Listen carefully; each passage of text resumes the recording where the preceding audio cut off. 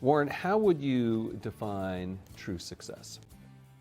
Well, I've said many times that if you get to be 65 or 70 and later, and the people that you want to have love you actually do love you, you're a success. I've never seen anybody that reaches that age. I mean, I'm not talking about somebody that's in extreme poverty or pain or something, but I've never seen anybody that, if they have a lot of people that love them, that is other than happy. And I've seen some very, very wealthy people that they give testimonial dinners to and name schools after and everything. Nobody loves them, you know. Their own kids would say, he's in the attic, you know. They never came. What are, say, 3 pieces of advice you would give to people who are looking to succeed in business?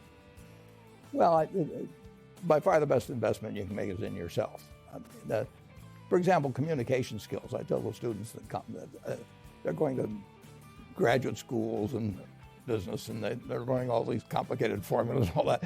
If they just learn to communicate better, and both in writing and in person, they increase their value at least 50%. And, I mean, if you can't communicate, somebody says, you know, it's like winking at a girl in the dark. Nothing happens, you know, basically. And you have to be able to get forth your ideas, and that's relatively easy. I did it myself with the Dale Carnegie course. Some people wish I'd taken a shorter course now in terms of my talking later on. But it's just hugely important. And if you invest in yourself, nobody can take it away from you. I mean, the second thing, which I'll get a certain criticism for not living it, but I do tell those students, you know, that if I gave you a car and it'd be the only car you get in the rest of your life, you take care of it like you can't believe. Any scratch, you'd fix that moment. You read the owner's manual, you keep a garage, and do all these things, and you get exactly one mind and one body in this world. And you can't start taking care of it when you're 50. By that time, you'll have rusted out if you haven't done anything. So you should really make sure that you just remember that you just got one mind and body to get through life with and to do the most with it. What about life advice? Well, life advice is, you know, the most important thing, aside from the things I've talked about already, is really who you associate with. You want to associate with people that are better than you are. And I mean, basically, you'll go in the direction of the people that you associate with. And you want to have the right heroes. You want people, if you want to emulate somebody, you better pick very carefully who you want to emulate. And when, obviously, you can't pick your parents. They're going to have an enormous influence on you, but you don't get a choice on that. But you get choices as you go down the line, and who you admire, who you want to copy, and the most important for most people in terms of that decision is their spouse. It's also important in terms of a partner in business, but the partner in life is the most important one. You want to pick a spouse that's a little bit better than you are, and then he or she, and you hope they don't figure it out too fast. Great. Biggest mistakes people make when investing? Well, they try to, they just don't realize that all you have to do is just buy a cross-section of America and then never listen to people like me or read the papers or do anything subsequently. They think that because you can trade, you should trade. You buy a farm, you buy an apartment house, you can't resell it tomorrow, and you know the cost of moving around. Now you get something handed to you, liquidity, you know, which is instant. You can sell, and the cost of doing it are pennies, you know, compared to other kinds of investment activity. So because they can so easily move around, they do move around, and moving around is not smarter than investing. You have a pretty cool morning routine regarding what you have for breakfast and how prosperous you feel. What is that? Well, I now actually send somebody over to McDonald's, usually to get me something.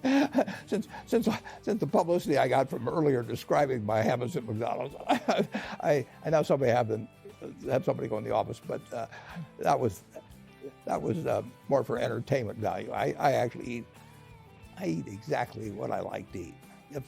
If I liked it on my 6th birthday, at my 6th birthday party when we had hot dogs and hamburgers and Coke and ice cream with chocolate, I still like it. And I don't care about anything subsequently. That I discovered it all by the time I was 6.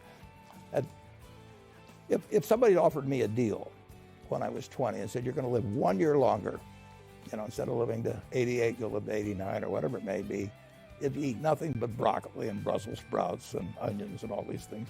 I just said, I'll take the last year off. It probably won't be that good anyway.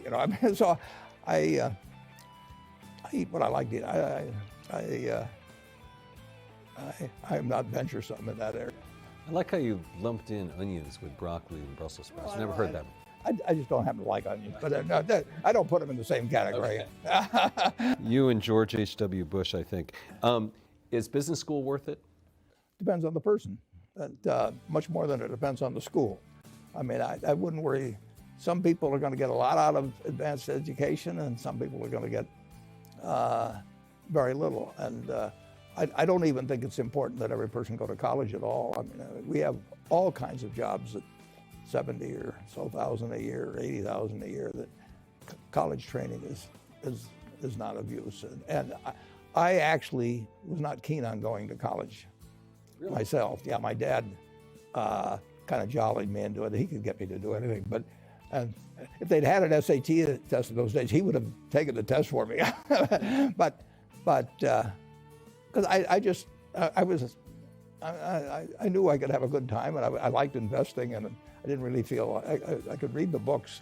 So I don't, it's a big commitment to take 4 years, and the cost involved, and maybe the loans involved, and everything. I think, depending on what your interests are in life, I don't think it's for everybody. I think it's for a lot of people, but there ought to be a reason you're going, and I didn't really see much reason. All right, last question. It's a lightning round, so it's a few. Do you ever drink water? Only under duress. What is your favorite all-time song, Warren?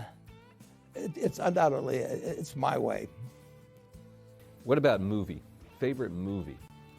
Well, I like The Bridge on the River Kwai because of there were a lot of lessons in that. Plus, it was enormously fascinating. Catchy tune also. Pardon? Catchy tune also. Yeah, Right. very. Right. But the ending of that was sort of the story of life, He created the railroad, and did he really want the enemy to come in across it? Got it. Favorite book? Well, the favorite book from the book that had the most impact on my life was The Intelligent Investor by Ben Graham. I knew you were going to say that. Favorite TV show? It's probably going to be, it would be Nebraska in some huge bowl game and winning. And finally, what do you carry in your wallet, and how much money do you tend to carry around? Well, I probably carry maybe $400. I actually, my wife likes to use cash, so I just take home a chunk of cash every now and then she doles it out. She looks at my billfold and sees whether all the hundreds are gone. Sticks a few in there. It's pretty simple. And credit cards?